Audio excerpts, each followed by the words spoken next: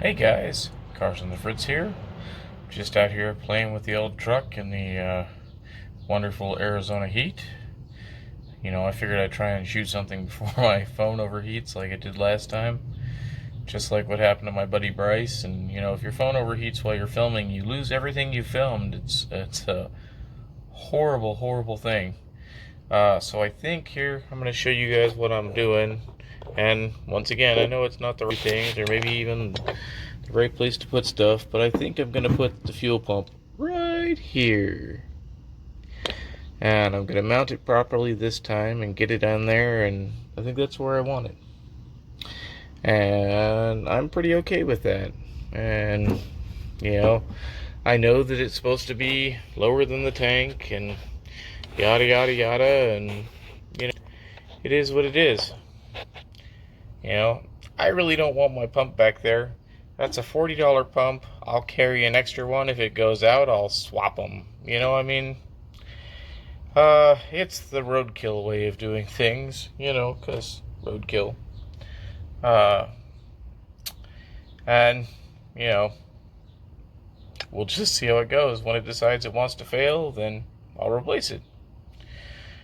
Alright, so let me, mark a couple spots, and we'll drill some holes, and we'll see how it goes. Okay, guys. Well, we had some success. Uh, once again, it's probably not the right way to do things, and I know for a fact it's not where it's supposed to be mounted. But there we are. The negative wire isn't hooked up yet. I really got to find a better place to ground that. What I should have done, but I wasn't thinking about it, was ground it right here to that. But it didn't. But it's nice, and it's secure, and it's not going to flop around and shake anymore. And it looks nice, and yay. I'm pretty happy with it. That's pretty exciting to get at least something done. I've been pretty lazy these last couple of days. Had a pretty crazy couple of days. Life just kind of sneaks up on you sometimes and decides it wants to knock the wind out of you. So you just kind of got to get back up on that horse and keep riding.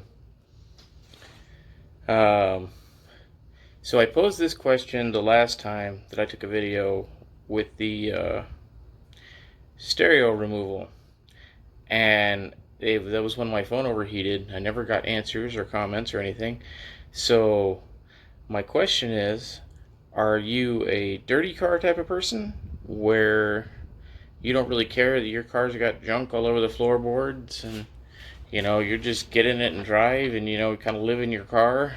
I know that I'm that way with my daily driver, like my Jeep, and the Soul not so much, because it's more of a show car now. Like, all it does is events and parades, and it doesn't really shuttle me back and forth to work unless I'm out of gas money and I need something that gets good gas mileage. Because the truck and the Jeep both don't get good gas mileage. So the Soul is clean, but that's because it does like the touch a truck type of programs, and kids are climbing in and out of it, and because of all the charity work that it does, that's why I try and keep it as clean as I can. The truck is clean because it needs tires before I can drive it. And so, once it has tires on it, I'm very interested to compare the gas mileage in the truck to the Jeep to see how they do. Because I think they're going to be very similar, because I really feel like my JK gets horrible, horrible gas mileage.